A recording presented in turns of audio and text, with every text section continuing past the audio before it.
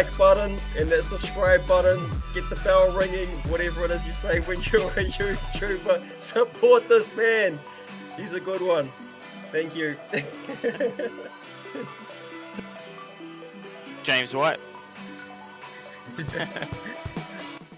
Thanks for jumping on. I know you're a busy man. Oh, been looking forward to it for a long time, John. Thank you for having me on your show.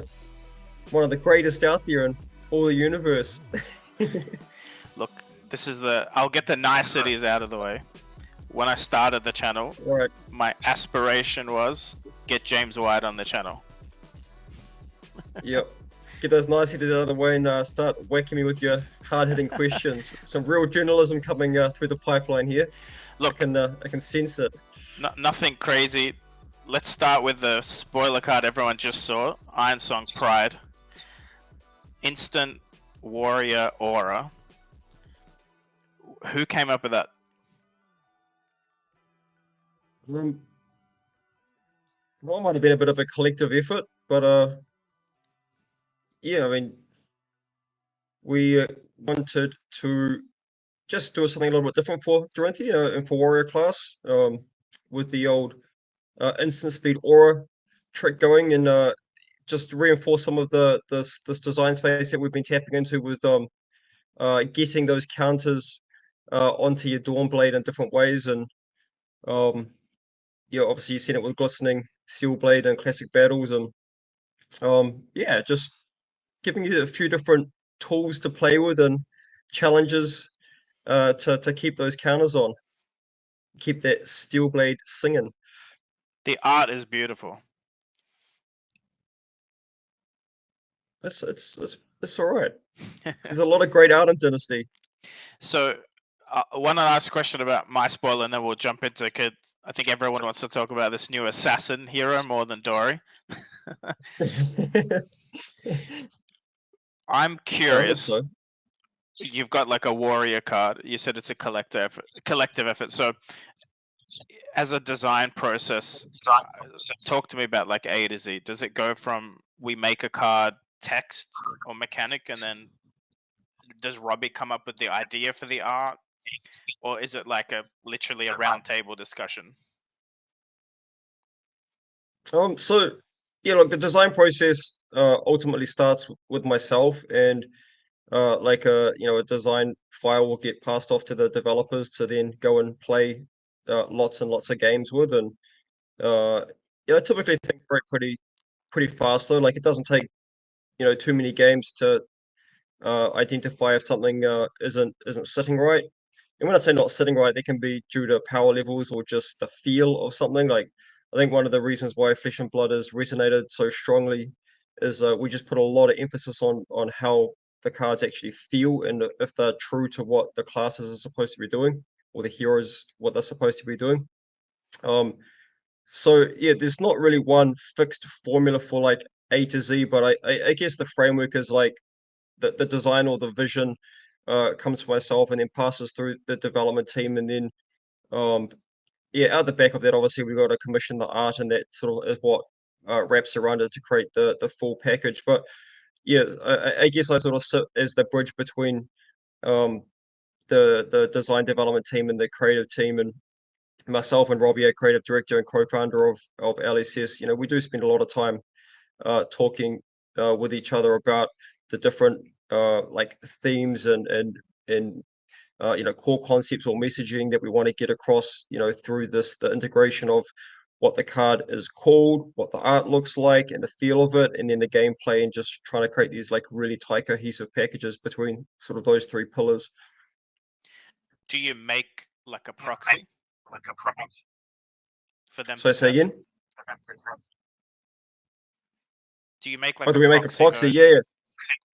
Yeah, I mean, so like as a studio, we have a lot of software that runs the business, and one piece of that software is a development station. So it's just a big old database of tens of thousands of cards by this stage, and that software generates all of the playtest cards internally. That's awesome. All right, let's get to Arachne, the assassin.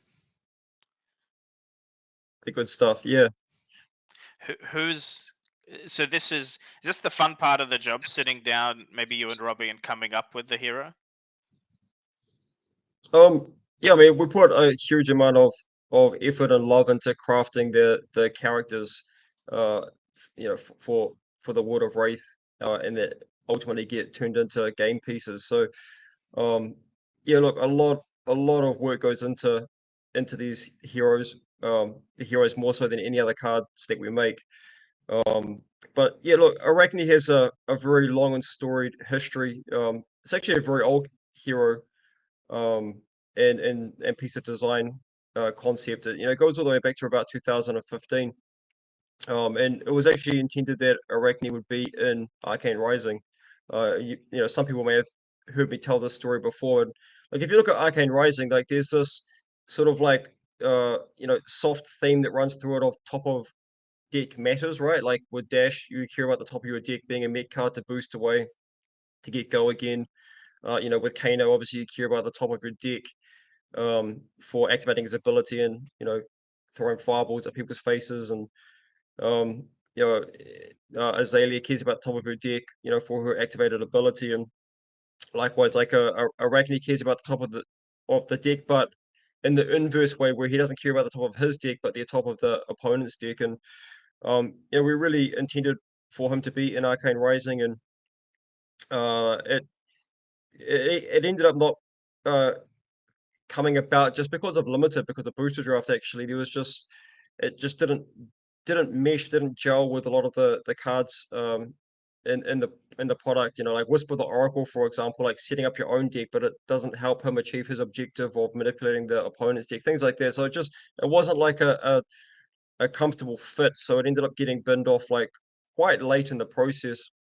But look, he's been in the design bank, sort of just waiting for the right time to come about. And in this story arc, that, like, one of the things I really love about Dynasty is, like, we've able to really capture this story arc within the product and within the gameplay.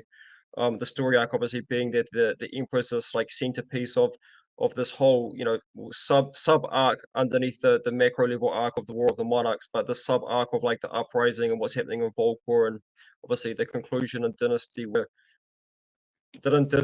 he's actually dead. And well, how did he die? Well, this assassin has come in and stuck it to him. But yeah, look, it's really cool, I guess, from my point of view as a designer of this game, to be able to like pull this thing out of the bank that's been sitting in there since 2015 and being like, this is his moment. This is the perfect place for Arachne, and being able to like tap into the whole contract killing thing. And yeah, he's definitely found a sweet home in Dynasty.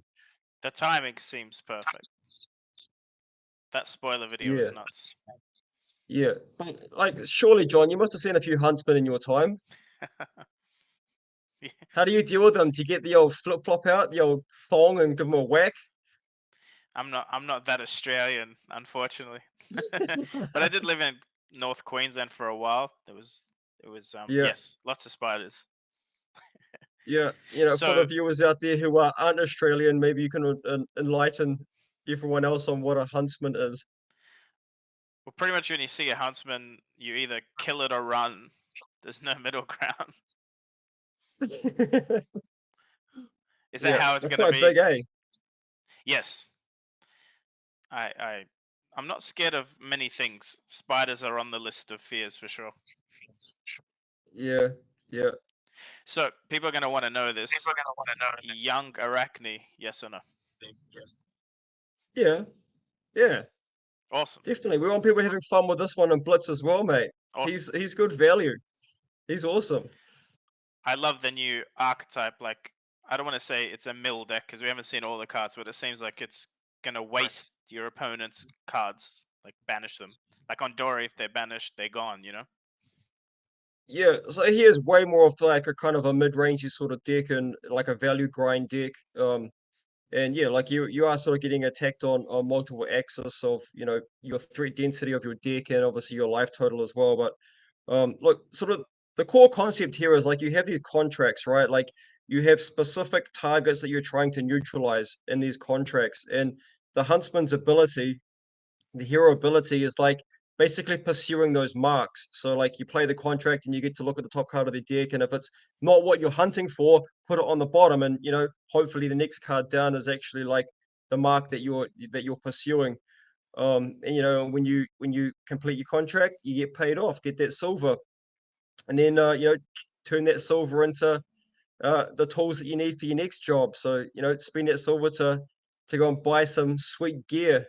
And there's some cool stuff coming with like cashing in that silver for different kinds of equipment as we go forward. I love the interaction with the equipment. Get it back out of graveyard. That's sick. Yep. Everyone always loves a good graveyard recursion effect in TCGs. Got to get that value, the value grind. So aside from yourself, my favorite LSS employee is Newson. He was very nice when he visited Sydney. Spent a lot of time with him. His last set, I believe, as a dev was Uprising. I think he worked on Uprising before he switched roles. Yep.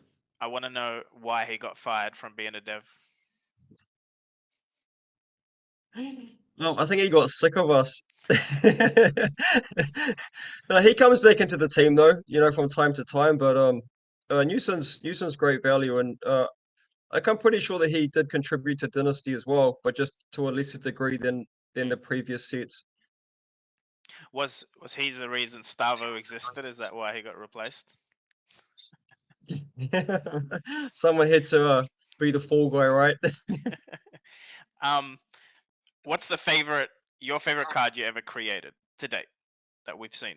Or maybe it's one we haven't seen yet. I don't have a favorite card. They're all like my kids, mate. I like them all.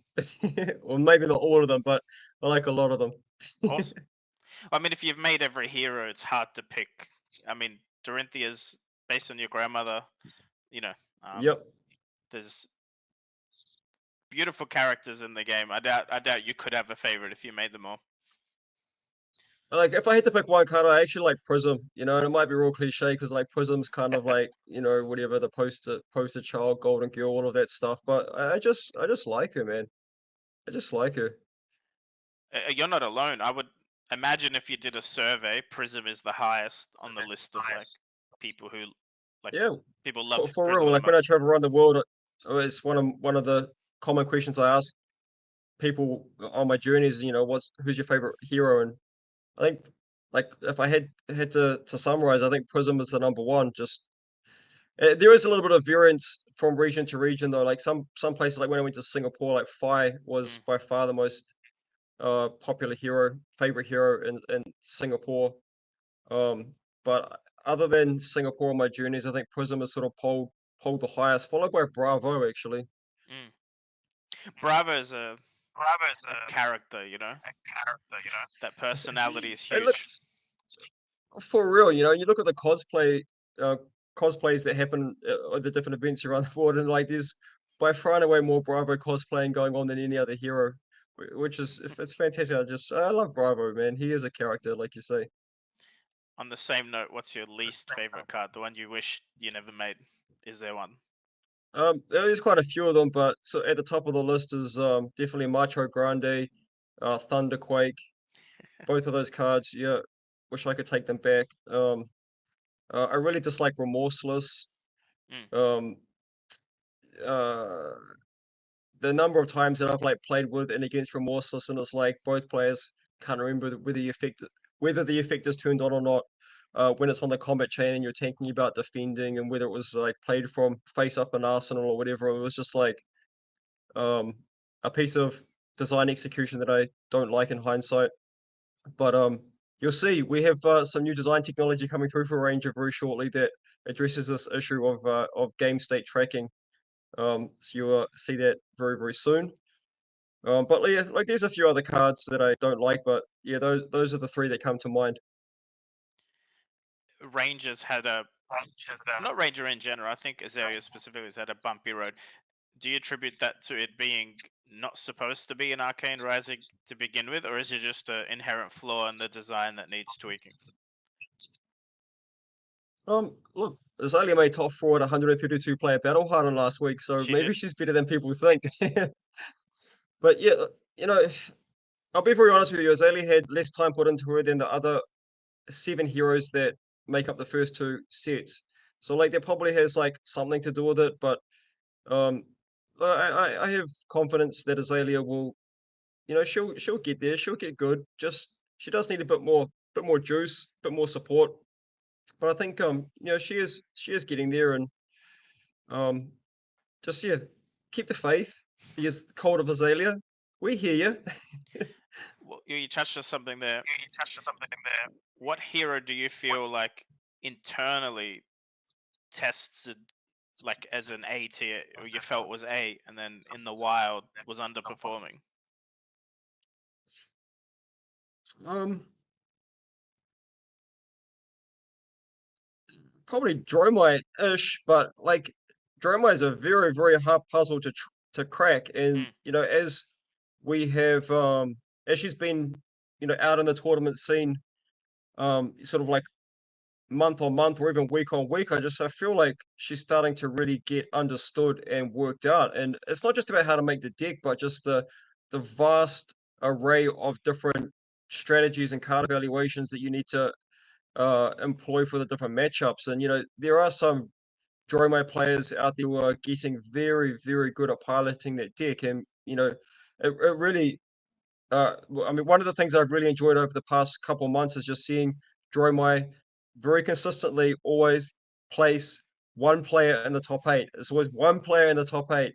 And I feel like it's so close to being on the cusp of breaking through, and all of a sudden it's like, well, Dromai's now winning, and he's like two or three, or in the top eight. So Mm.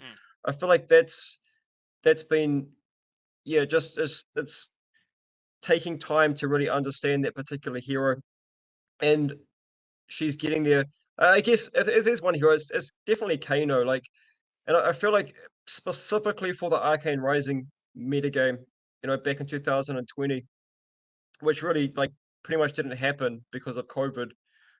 But yeah, like for Classic Constructed, uh, we believe that Kano was very good, and I just don't think that format really got a chance to be played properly. And if it did get played again, that Kano would put up some good results. Tell us. So I'm gonna draw I've got a fully blinked draw my deck. That's probably my favorite deck aside from Dory. What are we missing, do you think? Like, why is it not performing? Is the community missing some tools, or is it just it's going to take time? No, I think it's just about understanding how to optimally play each of the matchups. And yeah, some of the Dromo players out there are mastering it, they're working it out. I just think it's a matter of time before we start seeing Dromo winning some tournaments. So I'd never lost against Dromai as Dory till I went to Australian Nationals. Shout out to Quan Lee. Matchup with him first. Completely schooled me. Completely. I changed up my strategy and faced him again in the battle harden, and so it was closer, but he still schooled me big time. Yeah, well, you get to like grow out an enormous Dawnblade, right? Just like mow down those dragons and get all those hits and get a big Dawnblade. Till he didn't let me. What do you do? Just smack you in the face with Centerpies? No, he blocked out and then used Remembrance, brought out 3 or 4 invokes in one turn, and just steamroll me. Okay. Very, very. He had the matchup down pat, is what I'm saying. He figured out he figured out that matchup, and he was able to win. Nice. Is there a hero overperforming where internally you thought it wouldn't do so well and is doing way better? Yeah, absolutely, Starvo. But I've explained this a number of times because in the development pipeline that Starvo existed and Plunderon wasn't banned and Briar wasn't errated. So yeah, Mm. he wasn't the best hero ever to have existed in the game internally. And then yeah, and also Ball Lightning was legal as well. So yeah, just there was a quite a big gulf between the development environment and the environment that he existed in the real world. And that led to some pretty, yeah, divergent performance outcomes than we were expected. I feel like Starver will probably hold the record for Living Legend, the fastest ever. That'll never happen I would again. hope so. Mm. I would hope so. I've got a question from our resident brute terrorist, Brent Gordon. I think you've said this story before, but I'd love you to repeat it if it's the same card. What is a card that you developed, like your initial brainstorm of the card, that like looks nothing like what you started with, and it's out in the game now? Like maybe a card that was a reaction that's now an instant or something like that. I don't know, man. It's such a hard question to answer because like so many cards get put into the pipeline and get binned off, um, or like go into the pipeline and just like morph into things which are completely different. It's like it's pretty much like not the same card that it started out with, or like slots switch in and out all the time. Um, I don't even. There's nothing that really comes to my mind which was that's like They all it went change. in as a thing and then came out as like the same thing but different. To be honest, just like we iterate so quickly as well. Just like things just get like binned off every day. Mm. Like I think that we're like a little bit different than some other publishers where like the design team is like very engaged in the development process from start to finish. So like every day we have a daily meeting. It's like, all right, like what's good, what's not. Okay, let's bin it off. Like that's why like I stay up till like 2 o'clock every morning. Like I'm like in the tank until like 2 a.m. until I just can't stay awake anymore because it's like processing all of the feedback from the day and resculpting stuff and off we go again the next morning. And it's just like we just don't mess around. Like we get through so much so quickly. Just because we iterate really fast and just have no hesitancy and just like binning off stuff that doesn't work. That's important. Sometimes including like entire maps, entire heroes, entire products. Like it's just we're ruthless. Well, I think you have to be because you're still a small enough company that you probably don't want a product that's subpar. You can't afford it, you know. Well, we just want to make great products and just as we just don't want to ship shit. Gamers making games.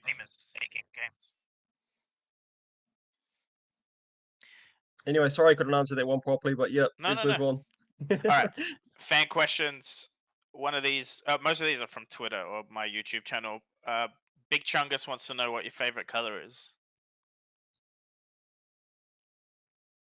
Depends what the context is. Like, if it's clothing, then everyone knows that all I wear is like mono white pants, right? It's like white pants, grey top, white pants, blue top. If it's the carpet in my house, then it's probably a different answer. The I like white black pants as is a good well. answer. Yeah, just my favorite colors are a mixture of white, blue, silver, gold, black, maybe a little bit of red. You're There describing you go. Dorinthia right now. CC as a format I feel like, is the game. Like Blitz is fun, but when you play CC, you really experience, I feel like, what Flesh and Blood is Yep. designed to be: interactive Yep. decisions, pitch stacking to a point, or at least remembering what's left in your deck or not in your deck. We currently don't have any starter products that are classic constructed. Is there a goal to have pre-con classic constructed decks or classic battle classic constructed decks? I mean, it's not out of the question, but from our experience, just it's such an easier first play um experience just playing with blitz decks. Just the sheer length of the game. Like classic constructed is a slog. Hmm. It's like a big commitment sitting down to play classic constructed, and that's if you know what you're doing. Like if you don't know what you're doing, it's like honestly, it can be like a 2 hour bloody marathon. So Hmm. we highly prefer and recommend starting out with blitz decks if you're playing your first game or first few games, and that's why we're sort of committed to that. I feel like the question comes from existing players more than new players. Wanting like Yeah. a CC But look, product. I think that there is probably like maybe some room for having a kind of like here's your CC deck out of a box. I don't think it's like the product that you play your first game with though. I agree. I think my first Blitz game took 45 minutes. Yeah, but like I totally agree with you. I think that CC is the game of Flesh and Blood at its like purest, fullest, completest. But Blitz is very popular and has a really important place to play in the ecosystem of being fun and fast. You know, just it's such an emotional commitment when you sit down and play a game of Classic Instructor. Like it feels really bad when you've like slogged it out for 50 minutes or whatever, or 40 minutes and you lose. Like Blitz games are so much more just like throwaway. Like 10, 15 minutes, whatever, like I lost, it shuffle up and play again. It's like it's so much easier to just like sit down and lose a whole bunch in Blitz because you can just go again and again and again and again. I think it's like really quite significant. Is there any thought to having Blitz as like a best of 3 format in any official capacity? No, I don't think so. It's fine the way it is. Yeah. Have you ever been quad intimed and taken 18 damage turn 1 by a Rhino? Oh yeah, for sure. Yeah, it's awesome. I Yeah, hate it. that's why you play Arena. You get to do that sometimes. Yes, and other times you can't. Another very, very popular question. That 01 guy and like 100 other people asked this. Chain and Prism are like cult favorites. As you said, Prism's probably one of the most loved characters in the game. What's the time frame to see another Light Illusionist or like a Prism star of the show type treatment? Yeah, up in Lille, I think I answered this on the Q&A. Man, someone has to record these Q&As and put them on the web. I think in New Jersey it did happen, which was awesome, but like Lille just never happened. So like all of these great questions, like this exact one, just got lost to the nether. But yeah, look, the answer to that question is next year. And we've always been very transparent that when a hero attains living legend, that a replacement for that class or class talent crossover will be reintroduced at some point in the future. And we are committed to replacing those or making those card pools playable again for CC in 2023. See, I didn't know the answer to that. That's very exciting. I left. It was too hot and to stay for the questionnaire. Yeah. I'm sorry. Yeah, for real. But I think one of the really important things about Flesh and Blood, and it's been published on our website since before we launch, is about the concept of utility of your collection, right? Like we are a non-rotating format, but we do have like the cards fluxing in and out of legality based on whatever heroes are legal. And obviously Living Legend is the mechanism that sort of dictates that. So like it is really important to us that we do extend that utility of collection to the players who own, collections of Shadow Runeblade cards and Shadow Light cards and whatever the next thing is that LL is probably Briar. The people who have all these elemental Runeblade cards, they'll be able to use them again in the not too distant future. And I do think it's important that we do have for periods of time where those classes can rest though. Like Shadow Runeblade and Chain, that era was all well and good, and the same with Light Illusionist with all of the bloody Spectres and all that stuff. Like, just like it is good to have a break from that stuff as well. I So agree. yeah, like there is a balancing act to be struck between having that stuff legal, letting it rest, and then bringing it back at an appropriate time. Well, it allows other archetypes, like another meta to exist, which not everyone will love, but change is fun in a card game. It seems. Yeah, but I can tell you that one of the things that's really important to us also is like when these class talent crossovers come back again, that um we believe and we hope that they'll get like those card pools will get used and evaluated in different ways than they were the first time round, if that makes sense. You weren't able to make the Sydney calling, which was unfortunate, but amazing event. What's the time frame, or what's the goal for more Asia Pacific callings and higher type events? That was from Mr. Lai, one of your locals. Yeah, so I think that we're not too far away from having a pretty big OP announcement on FABTCG.com. And yeah, there is a New Zealand calling being planned for the first quarter. So yeah, like just it's probably a matter of weeks or maybe a month before that announcement will go up, including details for that event and a number of other events coming through in the first half of next year. This is a question from Mr. Cal McCreath. What do you like most about the Flesh and Blood community? It's very welcoming, diverse, I think respectful, supportive, and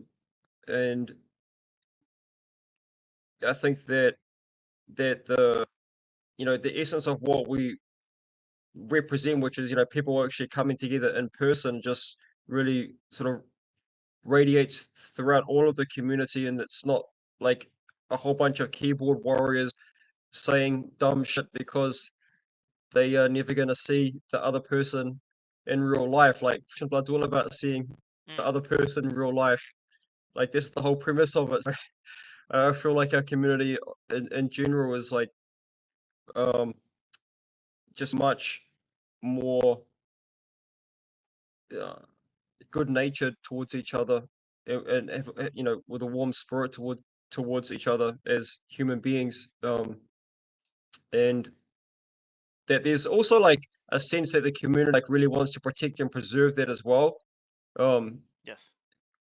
Like obviously as a studio, we we absolutely want to preserve, protect that, but like I get this real amazing sense that the community in its entirety is like really dedicated to that culture and preserving as well, and just um I think it's quite powerful. I think the community is, aside from the gameplay, probably what draws people the most. They usually compare it to where they're coming from and say how good it is, not toxic, etc.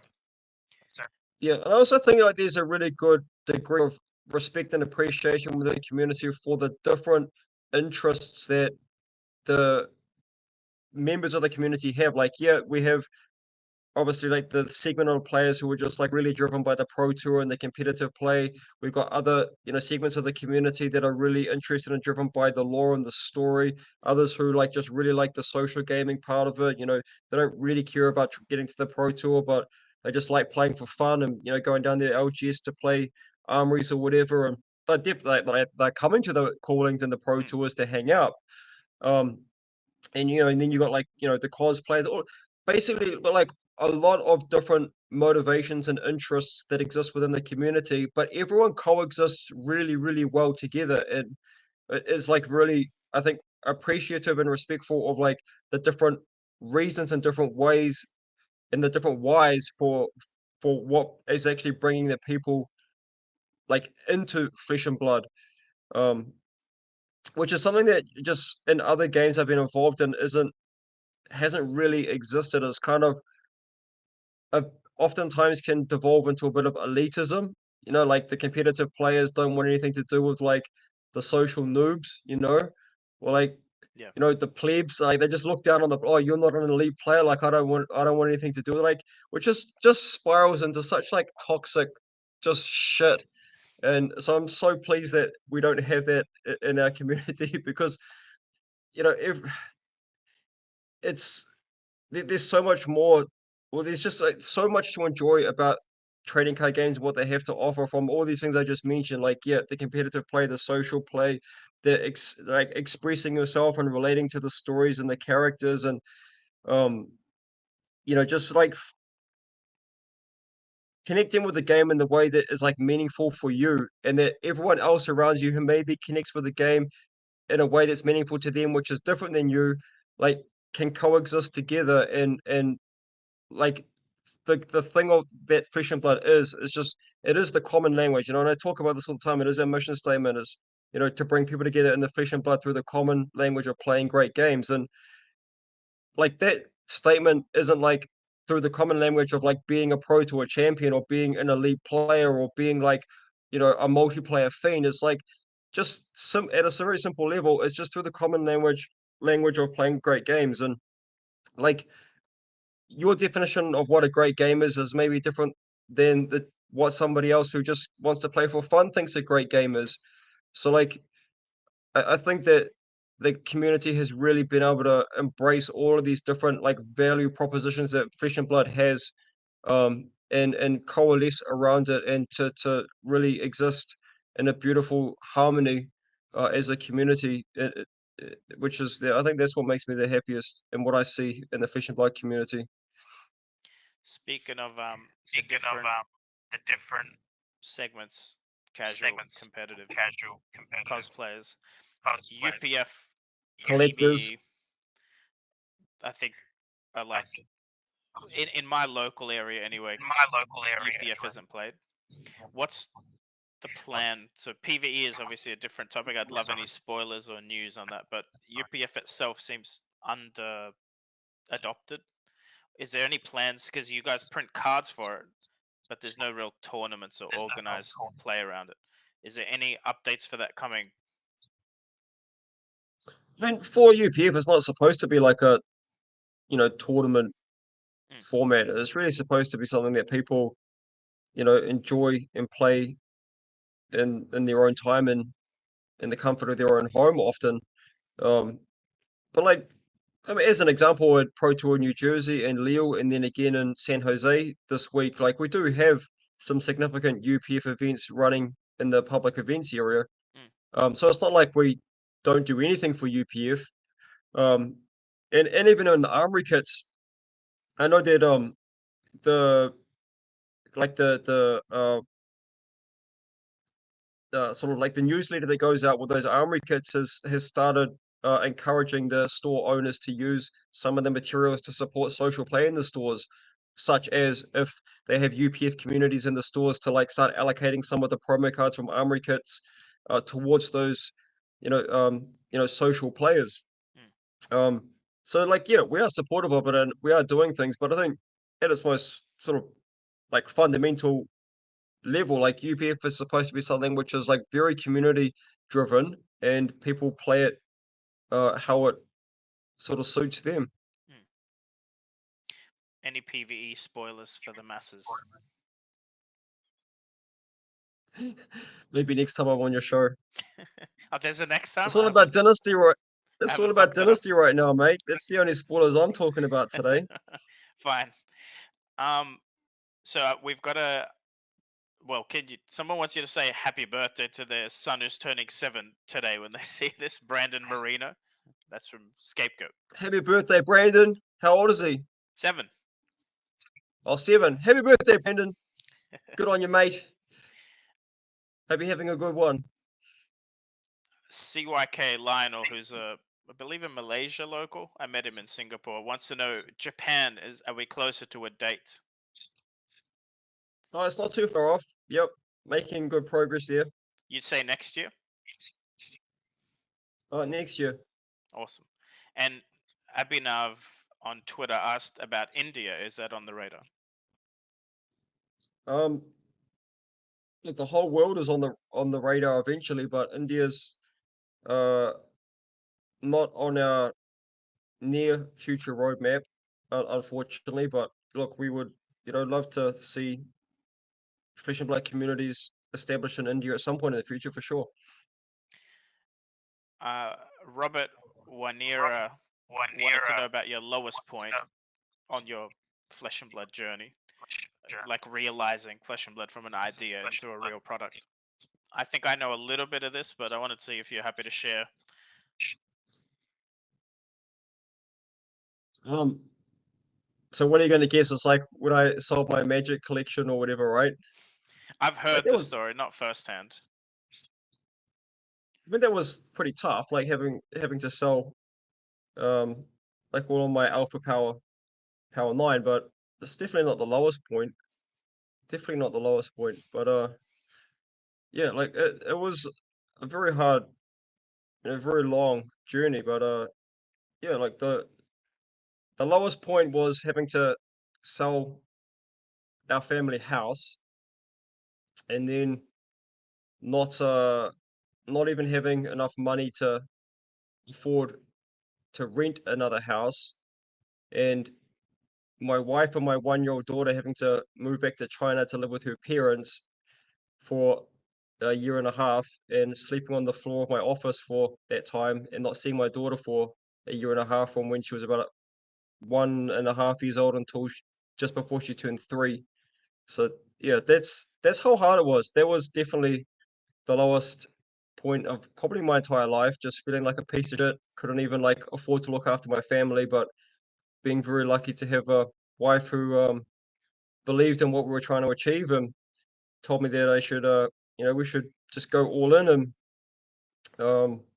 that she would stick with me and just do what I had to do. So uh that's what we did, and it was yeah, it was pretty tough, like literally having to wake up early enough every morning to roll my little mattress up and put it in the cupboard before the staff arrived at work, and yeah, just a lot of long, sort of lonely nights, but just yeah, I got a lot done in a year and a half, that's for sure. And um yeah, like that's was very much sort of the origin story of Flesh and Blood, to be honest.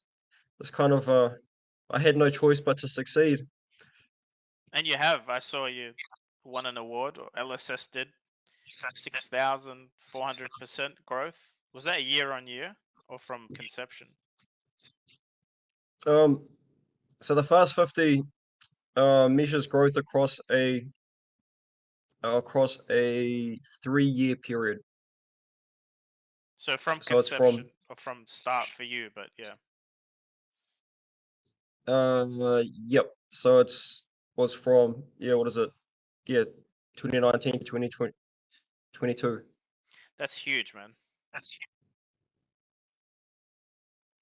Yeah, it was pretty special. That one was special for me because I feel like my entire career I've been fighting for validation of our industry, and respect for our industry and awareness for our industry. And I always felt like, um, in many ways, our industry is sort of like oftentimes not really considered to be like, a real business or a real job, or, it's this thing that exists on the fringes of society. And, um, just like people who pursue this kind of career path are just like, wasting their time or should get a real job. Like the amount of, yeah, just,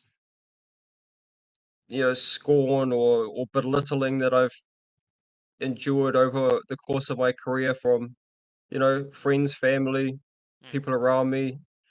People just think I'm wasting my life and wasting my talent and blah blah blah, and all of that shit, all of that like expectation and stigma, and you should do something proper with your life. For me, it was kind of like it was a big Yeah. like fuck you, like, we did it, and particularly like this business award is just like a really prestigious business award as well. It's typically won by tech companies, pharmaceutical, finance, all of that stuff, um so like for a gaming company to just kind of like smash them all was pretty good. And particularly for New Zealand, like in New Zealand, the gaming industry in New Zealand is so underdeveloped and so under resourced. And like Australia is doing an amazing job of just like siphoning the talent out of New Zealand as well with like the gaming industry tax rebates. People I know in the video gaming industry in particular are just like having such a hard time retaining talent, and like a lot of people are thinking about relocating their studios over to Australia. Um, and there's some of the things that have happened, in other parts of the world as well. Countries who have, uh, lured talent and studios to relocate based on subsidies and tax breaks and so on.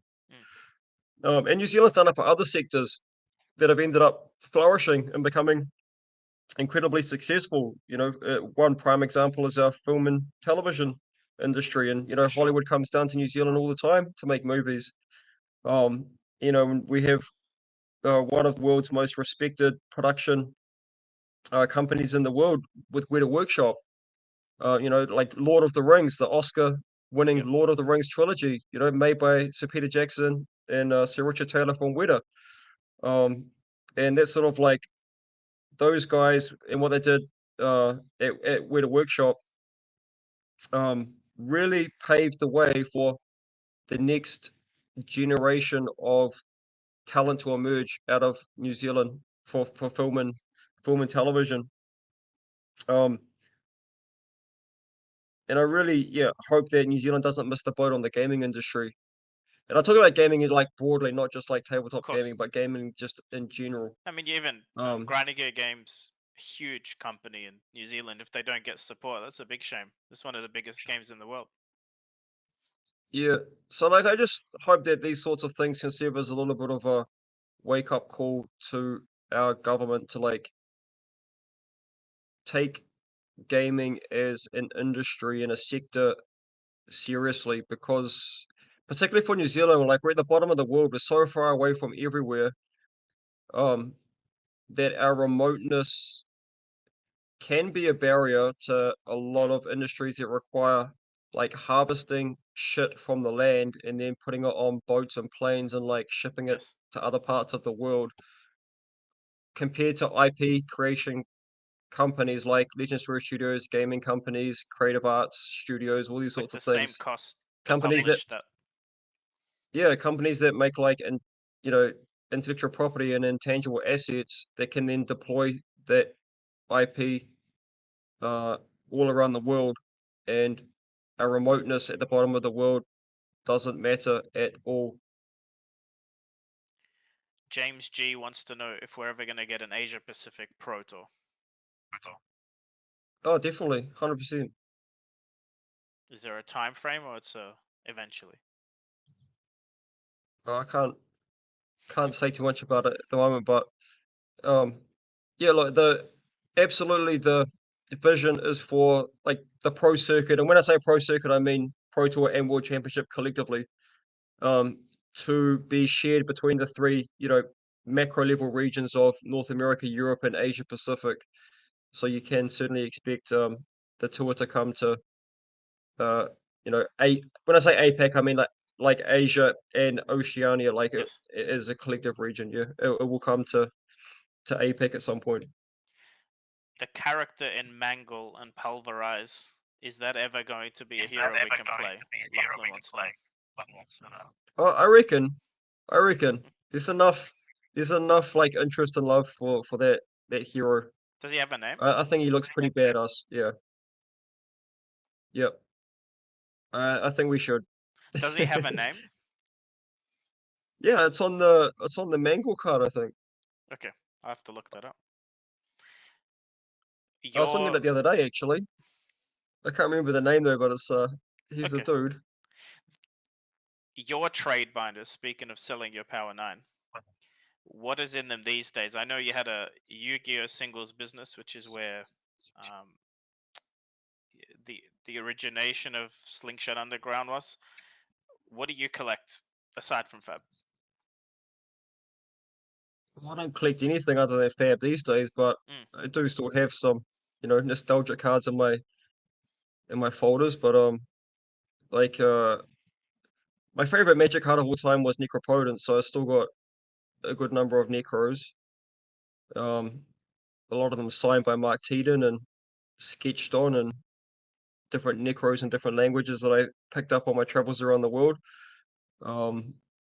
And I do have a few special Yu-Gi-Oh cards, like a very beautiful Dark Magician Girl first edition, Mm. Magician's Force. Should get a grader probably. It's like fresh out the pack into a sleeve, 2004 or something.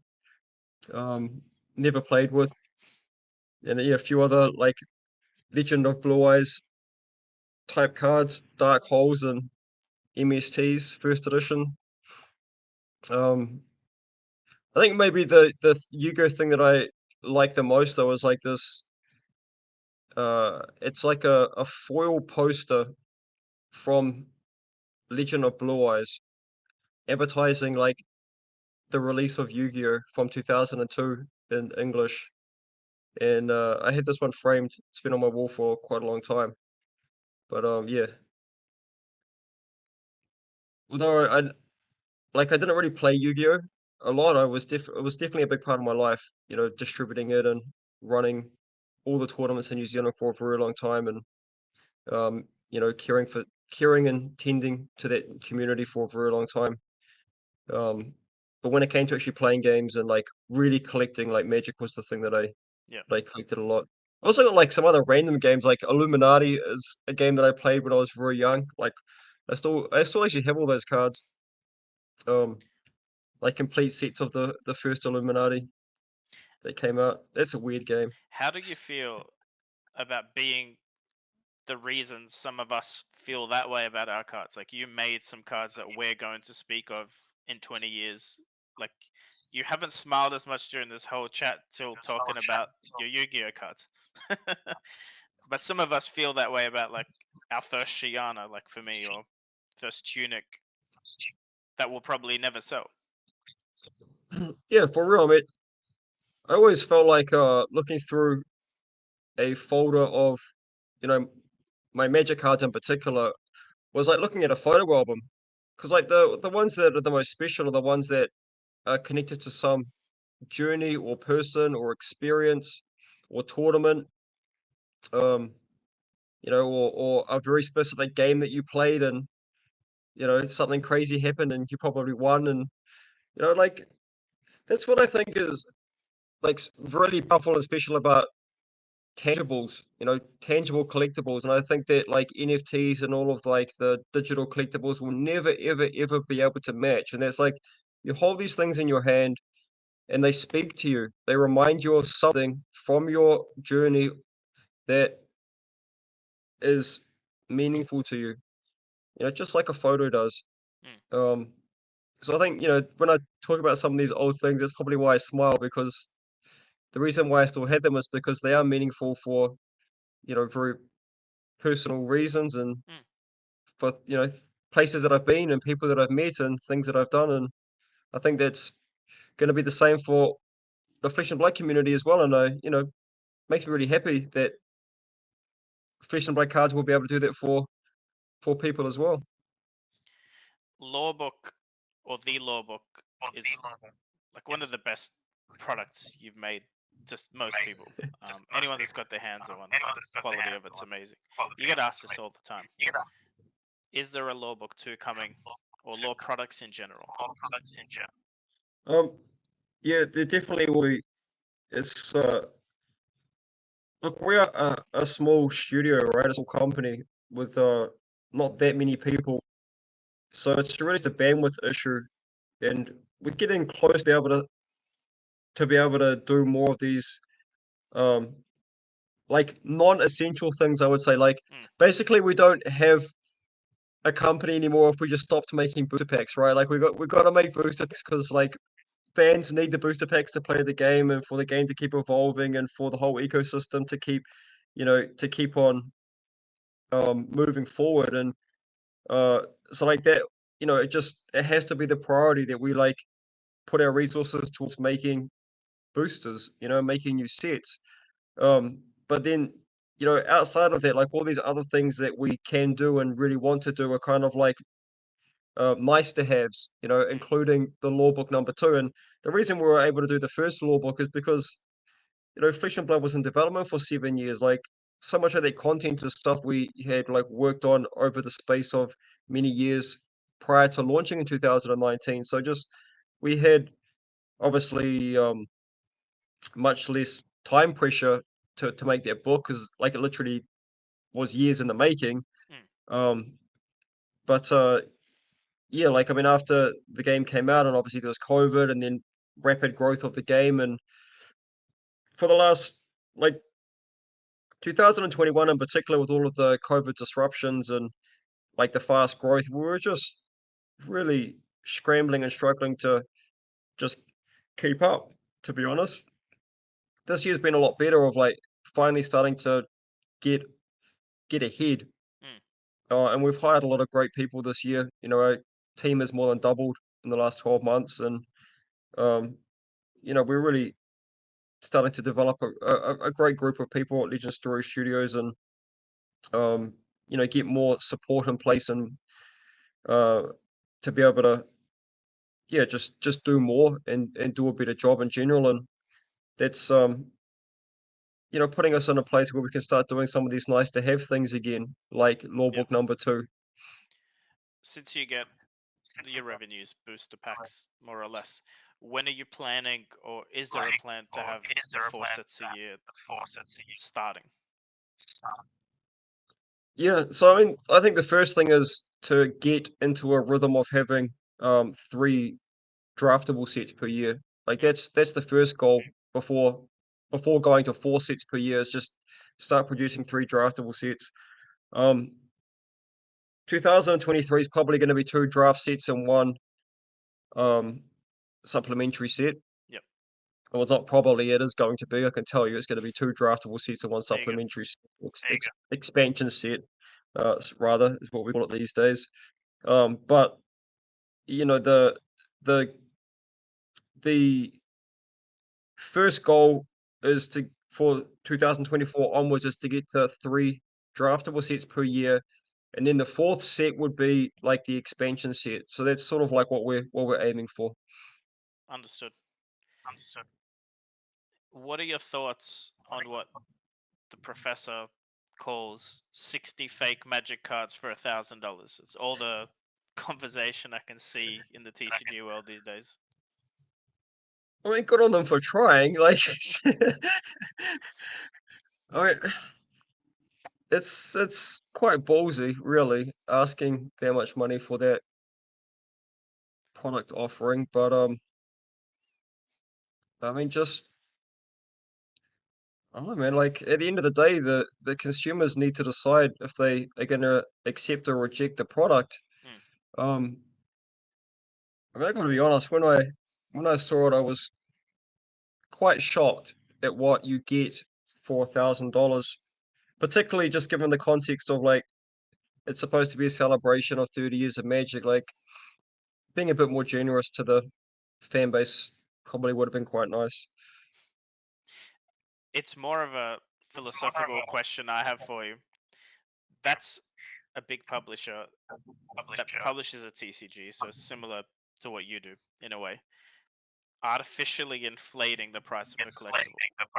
Like usually collectibles are sold at, like booster packs are all the same price. Some cards rise above the rest.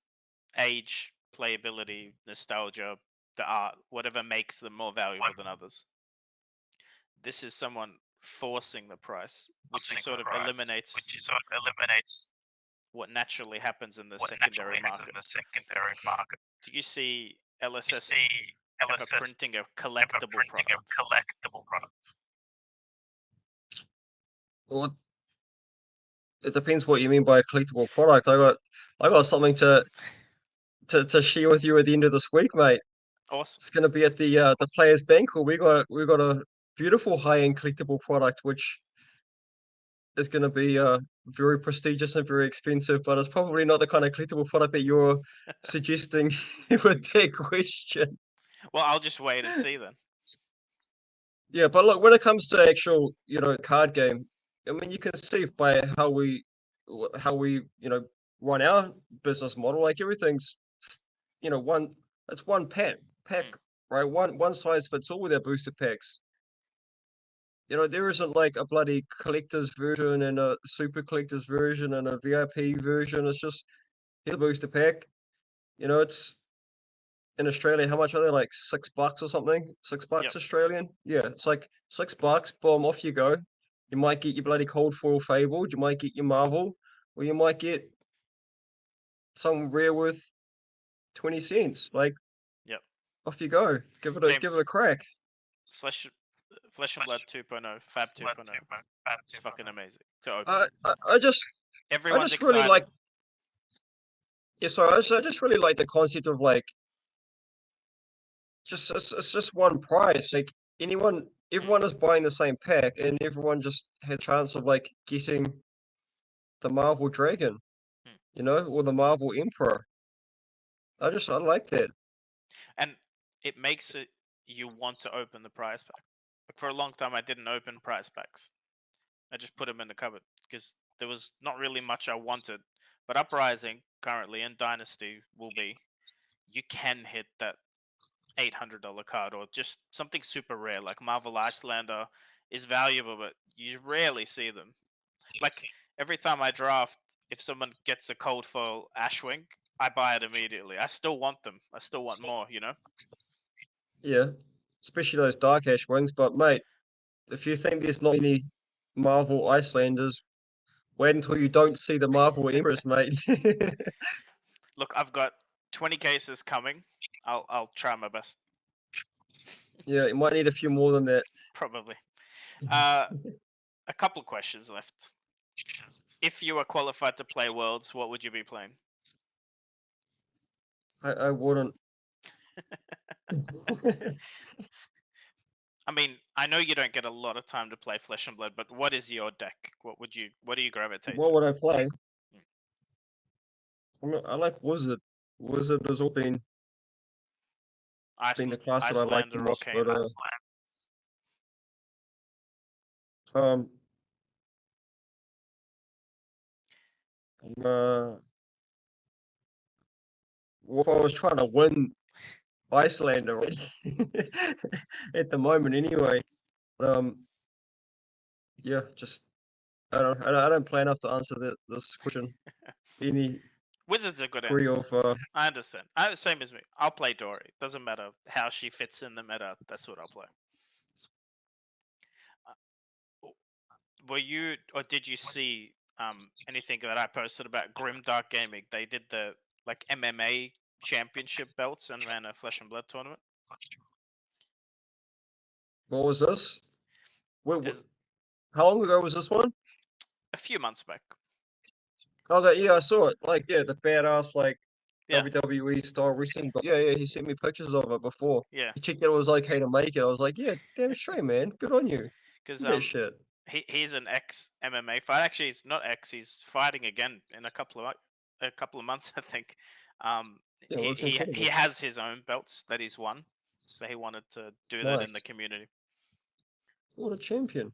The reason I bring it up, I promised him to ask you, can you pull some strings and get Grimdark Gaming a pro quest for next season? They didn't get picked, and we're all disappointed. Oh, really?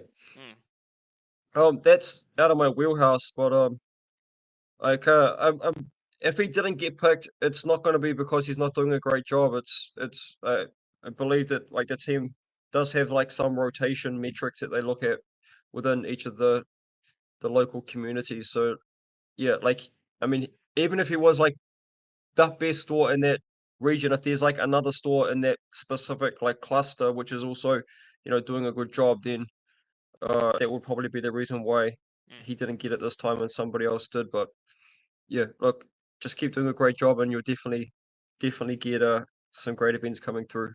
Look, I promised to ask because he could literally beat the shit out of me if I don't. So Yeah, he's probably gonna beat the shit out of me as well, you know. nah. But not just saying, yep, get you a pro quiz. That's so good. Final question. Appreciate your what he's favorite. appreciate I'm what he's sure. done. Sorry. Yep. Hit me. Not too hard though. Talisha.net. everyone wants to know. What do you think? I think that there's like a lot of great people in our community doing things that people like a lot. Which it's just it's such a generous community of people that is around Flesh and Blood. Bringing a lot of fun to the lives of all of the players. At LSS we're really just focused on that in-person play experience and supporting the local game stores. Which are the places that we primarily see communities come together and people coming to congregate and hang out and play great games. So, for us, that's where our focus is and needs to be at this point in time. It's a very political answer, but I understand. It's a labor of love. Kalashars made by fans, and you can tell. They put a lot of work in. James, that's all the questions I have. Did you have any announcements, things you want to say before Worlds? Just tune into the live stream Channel this 5. weekend.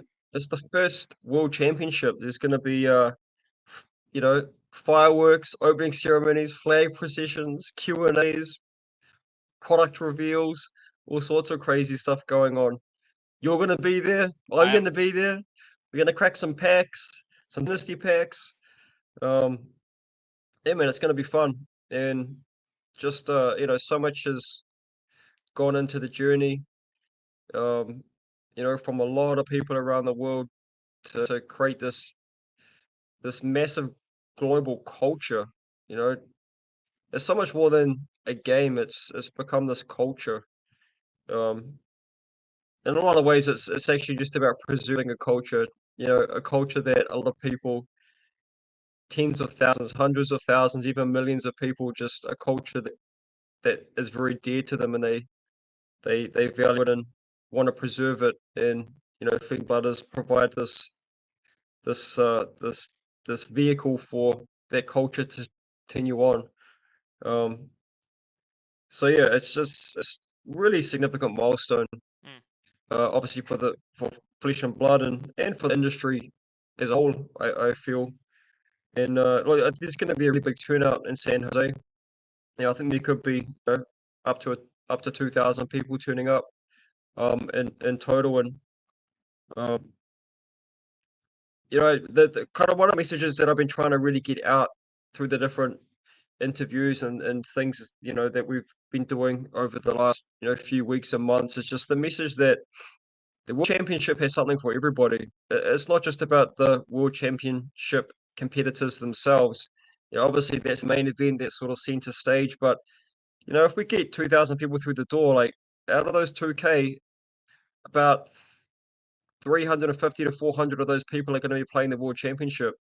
The other 15 or 1,600 people in that building are going to be there for other reasons, and they're there because just Flesh and Blood has a lot to offer us. It's more than just becoming a Pro Tour champion or a world champion, although that is the pinnacle and it is something to be, greatly respected and celebrated. Just Flesh and Blood has so much to offer.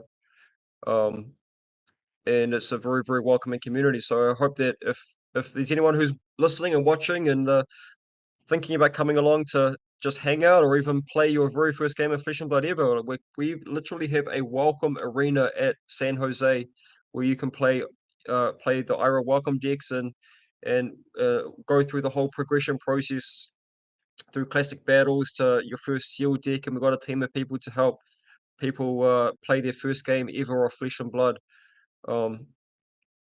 And there'll be cosplayers, there'll be special guests. We've got people like the Professor coming in. We've got other YouTubers and people from the community. And I think there's about 12 or 15 people from LSS are going to be there. It's like a lot of people from the studio, including some of the people from our creative team, like MJ FABTCG, who's been working on Flesh since 2017.